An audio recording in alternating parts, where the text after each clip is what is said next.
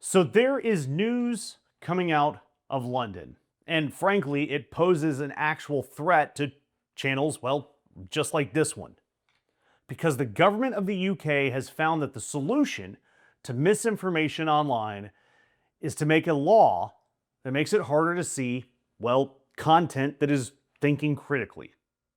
Very much a throw the baby out with the bathwater approach. And what they're doing right now, the UK government has put out what's called a green paper. And this green paper is basically a consultation document.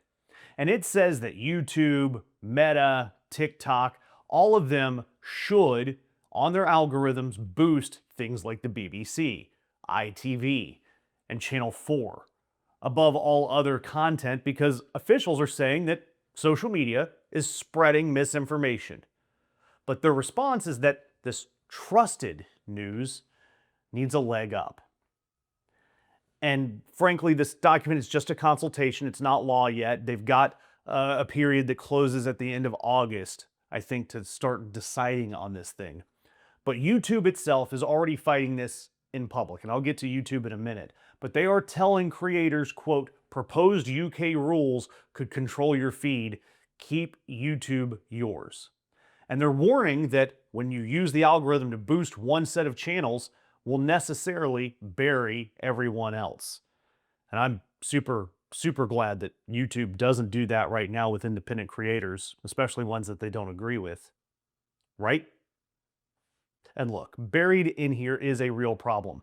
Algorithmic feeds are a black box. Misinformation is genuinely a real problem. And look, I'm not going to pretend that the underlying issues here are fake. But watch what the actual fix is.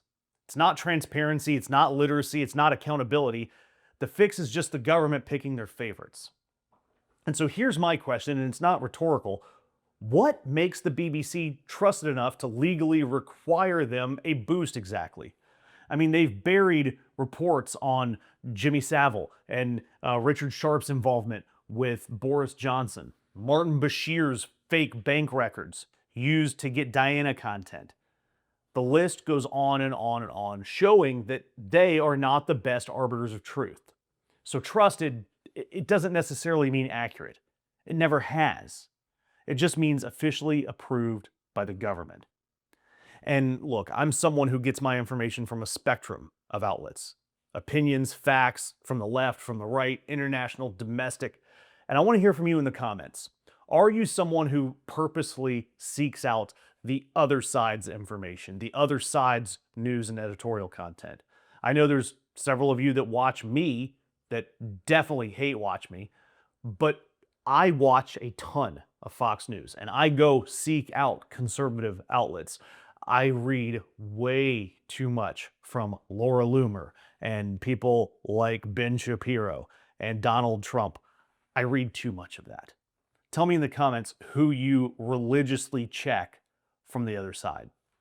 But look, this same government, the UK government, their culture secretary, Lisa Nandy, she quit X just a few days ago because she says that the platform X favors abuse and misinformation. Right? Go on. Except her own department is at the very same time trying to engineer which sources count as trustworthy everywhere else online. You can't credibly rage quit one platform for being unmanaged and then demand that the government offer a seal of approval on certain others.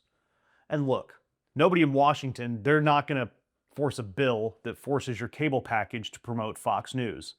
Fox News got there through money and through bundling via influence and 40 years of, frankly, market dominance. They were the only right-leaning outlet out there. And look, Fox paid out roughly $787 million for lying about the 2020 election, and its ratings didn't drop a bit. Any of the times that they've argued that their content is entertainment versus news hasn't affected their viewership. Just need you to remember that. And look, it's a different mechanism, but it's the same product. Because in London, a government minister is deciding which channels get considered trustworthy, And here you have media conglomerates buying up properties, changing the way they report, and calling it the free market. And that's exactly what has happened to places like CBS and what's going to happen to CNN.